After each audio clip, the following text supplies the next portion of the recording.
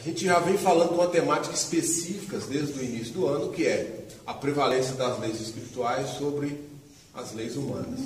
Para que a gente pudesse hoje avançar um pouco mais, a gente deu conceitos, né, que são fundamentais de nossa casa, ampliando aí o leque de entendimento. Na terça-feira passada, nós distribuímos uma folha contendo esses 10 princípios, chamando a atenção em especial para o terceiro princípio, né, que fala da essência, existência e substância. Conceito básico que nós também já discorremos sobre ele aqui. Explicamos que em essência, ou seja, em espírito, nós criamos uma existência para que pudéssemos estar aqui na matéria. Isso é substância. Então a essência, o espírito, criou um mundo de manifestação, ou seja, adequou-se ao mundo de manifestação, que são a criação dos 7 corpos, para que pudesse aqui se manifestar nessa condição densa que estamos, que é um corpo orgânico, que é o princípio da reencarnação, ou da manifestação espiritual no mundo material. E essa manifestação é um desses aspectos do terceiro princípio, que é o conceito, né, de substância de manifestação. Bom, como eu falei hoje, a nossa intenção era iniciarmos falando dos 10 princípios, em especial do primeiro, que dá aí para nós um breve e sucinto entender do que é a divindade, que a gente chamou de unidade de consciência. Só que aí eu pensando, resolvi não falar hoje do primeiro princípio, porque achei, depois de refletir um pouquinho, que ainda nos faltam alguns conceitos. E hoje eu trouxe um outro texto, que eu até brincava com a Daniela, ele vai gostar muito, né? É de um espírito bastante conhecido no meio espiritual, que é o Miramês, né?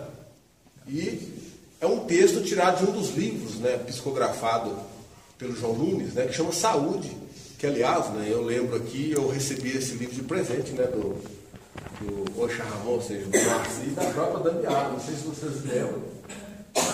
Um livro que na época eu li com muito cuidado, até porque me simpatizo muito com o que fala o Miramês. E hoje a gente sabe, não é segredo para nenhum das pessoas que estão envolvidas com o meio espiritual, que o Miramês é um espírito que, em determinados núcleos afro-ameríndios, ele se apresenta como um preto velho. Óbvio, resgatando a sua raiz do Brasil colônia, que quem segue as obras do João Nunes vai saber que ele teve uma passagem aqui no Brasil, no período colonial. Vocês vão se lembrar que ele conta, né, que ele gostava muito de ajudar os negros, mas foi picado por uma cobra, foi uma senhora negra que o ajudou. Então, mas aí, enfim, eu não vou entrar na questão aqui agora.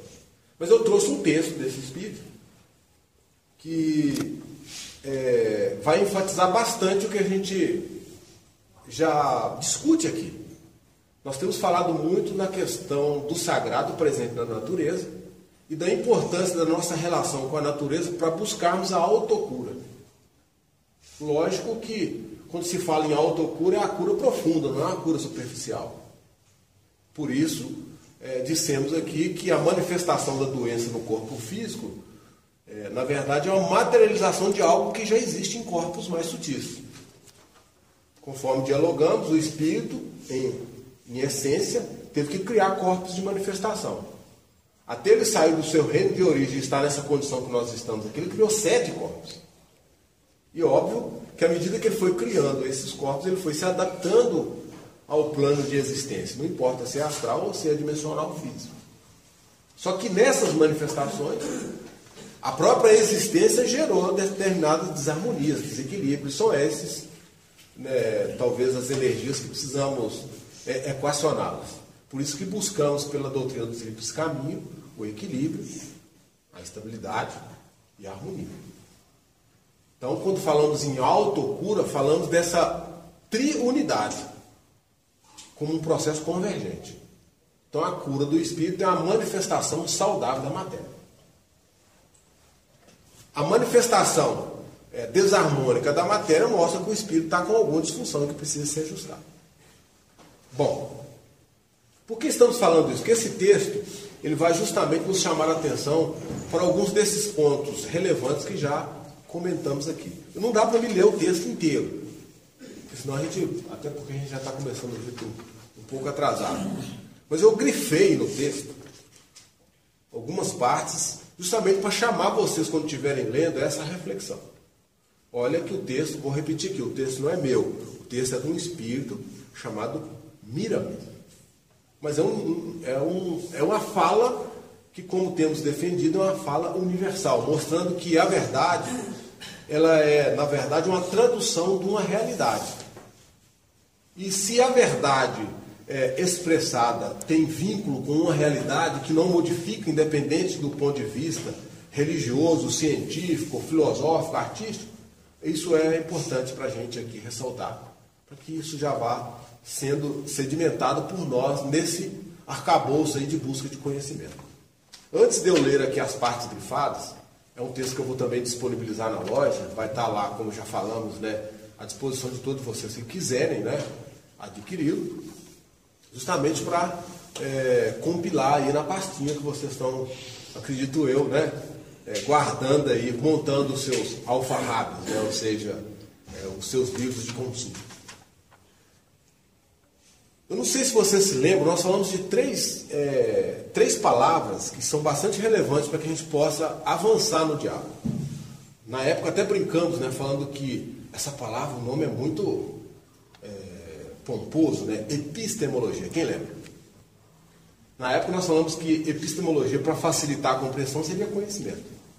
Da mesma forma, falamos que existe um tripé que se assenta à doutrina de Umbanda: epistemologia, ética e método. São três aspectos que a gente não pode perder de referência. Só que epistemologia, se é conhecimento, ética para nós é amor, método para nós é ação. Entenderam? Vou repetir de novo. Epistemologia, para nós, é conhecimento. Ética, para nós, é amor. Método, para nós, é ação. Numa tradução mais avançada desses aspectos, ética, que nós estamos chamando de amor, é a interdependência. Então, o movimento que nós fazemos para encontrar o amor tem que ser por esse ângulo, da interdependência, ou seja, já explicamos, o sentido de perceber na diferença uma possibilidade de diálogo. Ou seja, interdependência para nós é a capacidade que a gente precisa adquirir para dialogar com todos, independente das diferenças. Quando nós fazemos isso, nós exercitamos essencialmente aspectos que vai nos relacionar com o amor. Hoje, né, também já falamos aqui, a ética, nessa tradução, nessa concepção, eles utilizam uma palavrinha também que é bastante pomposa, né, já explicamos aqui, que é a alteridade. Então, quando você pergunta para a pessoa se você consegue viver com a diferença, conviver com a diferença, se você consegue, você é uma pessoa alteras, né? Ou seja, você é uma pessoa que cultua, que pratica a alteridade. Ou seja, não importa a diferença dos outros, você sempre está ali em harmonia e consegue ser. Isso é ético. Então, se método é ação, nós também já aprendemos aqui. A ação é aquilo que impulsiona, sai da inércia. Quer dizer para nós, o método que a Umbanda busca é nos colocar sempre em atividade dentro do processo evolutivo. Não há como se pensar a evolução estaticamente. Todos nós podemos buscar a evolução praticando um movimento. E que movimento é esse? Ação efetivas, positivas. Então, método para nós é uma ação efetiva, positiva. Como eu brinco com vocês, não adianta ficar igual o Raul Seixas aqui lá, né, com a boca escancarada, cheia de dentes, esperando a morte chegar, que não vai modificar o processo evolutivo. Ok? Se vocês fizerem aí um remember ainda um pouco mais para trás, talvez em março desse ano, nós resgatamos uma fala nossa do ano passado, quando dissemos, né, que trabalhar o processo de convergência, que é a união de saberes, a gente precisava entender o que, para nós, do ponto de vista espiritual, seria filosofia, arte, ciência e religião. Aí nós demos, né, chamamos filosofia de conduta, lembra? De ciência de escolha, de arte de postura e de religião como contemplação. Não lembram, né? Não tem problema. O importante é que nós temos esses conceitos que a gente aqui, num aspecto macro, está chamando de protossíntese religio-científica. Então, nós temos uma ciência, temos uma filosofia, temos uma arte e temos uma religião. O que precisamos fazer é melhorá-la. Ou melhorá-las, já que são 4 vertentes diferenciadas. E buscar a convergência dela é extrair o sagrado de todas elas. E antes de eu ler aqui, eu enfatizo mais uma vez. Então, a epistemologia, esse nome pomposo que eu acabei de dizer para nós, que é um corpo de fundamentos, de conhecimentos. Se a gente vai chamar esse corpo de fundamentos, de conhecimentos, de iniciático, então eu acho que vocês entenderam o porquê de estarmos praticando aqui uma umbanda esotérica. Corpo de fundamentos. Esse corpo de fundamentos tem que ser centrado no sagrado. Se ele é sagrado, ele não pode ser aberto para todos. Por isso, esotérico. Agora, só vai alcançar esses fundamentos quem realmente estiver alinhado com o processo que nós chamamos aqui de verticalização. Ainda que na condição de encarnado, com o pé fincado na terra, ou seja, encarnado, mas sem perder a referência do espiritual.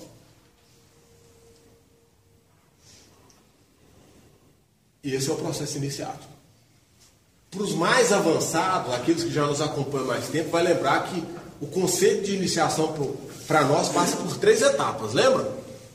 Um aperfeiçoamento iniciático pontual, que é de cada um com si próprio.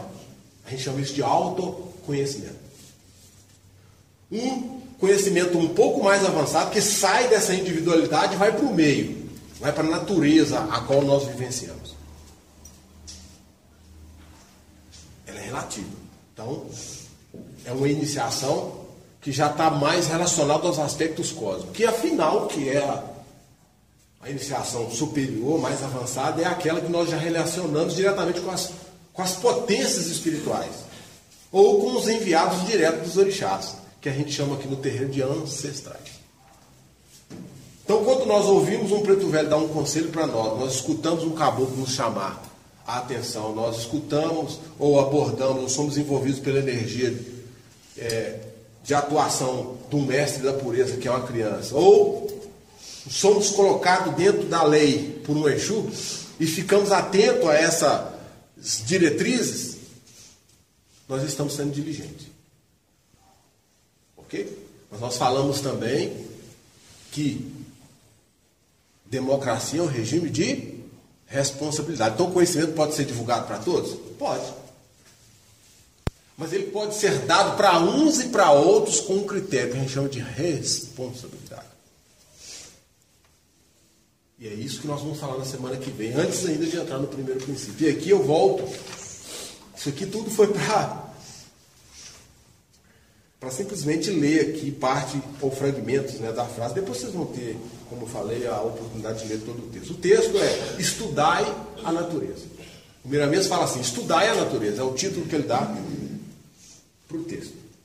E aí na parte que eu grifei, está assim, as leis naturais, quando respeitadas por nós, devolver-nos-ão todos os recursos que deverão sustentar a nossa saúde e a paz em nossos corações. A natureza é dotada de todos os poderes curativos. Solicitada pela lei de afinidade, entregue-os aos filhos de Deus, saúde pelos caminhos da sabedoria e do amor. O tratamento, presta bastante atenção nessa parte da grifada aqui. O tratamento é de acordo com a posse do enfermo.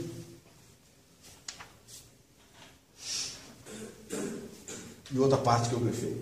A vós que estáis lendo,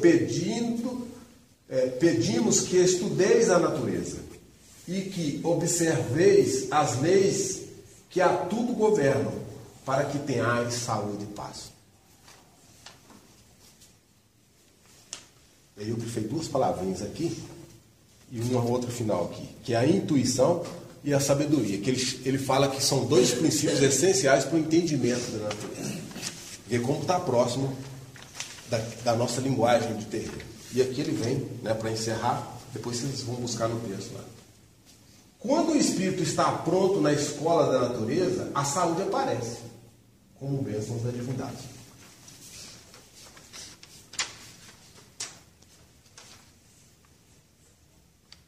Por que esse texto nos chama a atenção? Nós temos uma natureza espiritual e uma natureza material. Lembram o que eu falei para vocês aqui?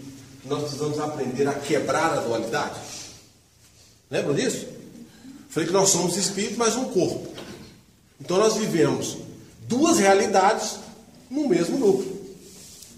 Nós vivemos uma realidade essencial, porque somos espírito. Mas não podemos desdenhar da nossa realidade material, porque estamos no corpo encarnado. Isso para nós, dentro do conceito evolutivo, é um desafio hercúleo. Por quê? Nos chama a responsabilidade da quebra da dualidade. E aí para encerrar, queria chamar a atenção de vocês dentro daqueles 3 ângulos, né, de interpretação das leis, que falam que existe uma que é positiva, uma que é relativa e uma que é superlativa. Então tudo tem uma verdade que é básica, literal. Tem uma verdade que é relativa, mas tem uma outra que é avançada. Quando nós falamos de conceitos iniciáticos, de separação de saberes, nós estamos diferenciando um ser do outro. E essa diferenciação é a nossa capacidade de conseguir abstrair ao ponto de extrair dessa natureza esses conceitos, se eles são positivos, se eles são relativos, ou se eles são superlativos. Então podemos entender como um Deus que fica sentado lá no trono punindo seus filhos na terra. Conceito positivo. Como podemos entender que é um Deus que não fica sentado no trono, mas que cria meios, propicia condições para que nós, filhos, possamos alcançar os nossos objetivos. Conceito cosmogônico, relativo. Como podemos entender que é um conceito de Deus que não está presente em matéria, mas que estende através de sua ordenança espiritual, uma onipresença, como dizem, que dirige a todos nós, através de quê? Dos seus filhos mais avançados. Se esses filhos mais avançados são os espíritos ancestrais, se são os orixás, ou se são, como falamos aqui no rito passado, os serafins, querubins e outras escolas, o importante é que ele tem uma direção pré-ordenada para que a gente possa alcançar o desidrato último, que é o processo evolutivo, em instância final, que é voltar à casa de origem. E quando falamos em natureza, dizemos aqui, reafirmamos que ela tem os seus 2 aspectos, nós vamos ficar atentos a isso. Se eu estou acabando de afirmar aqui que o ser humano tem 2 realidades, uma material e uma espiritual, por que a natureza em si também não teria?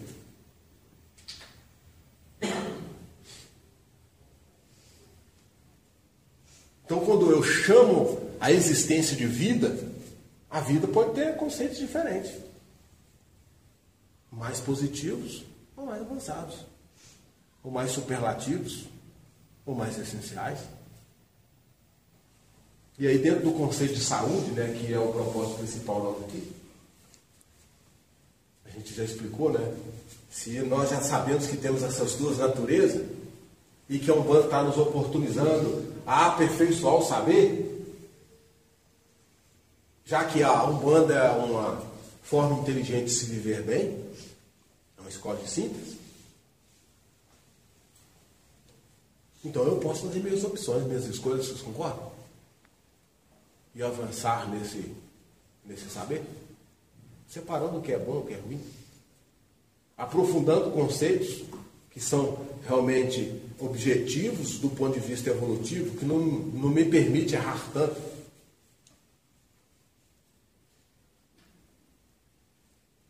E aí fica essa interrogação aqui no final de minha fala, para que vocês possam realmente refletir sobre tudo que eu falei aqui. Mas mais do que isso, como eu falei, o texto vai estar lá. Vocês peguem o texto, dá uma lida nele, que na terça-feira a gente vai aprofundar um pouco mais.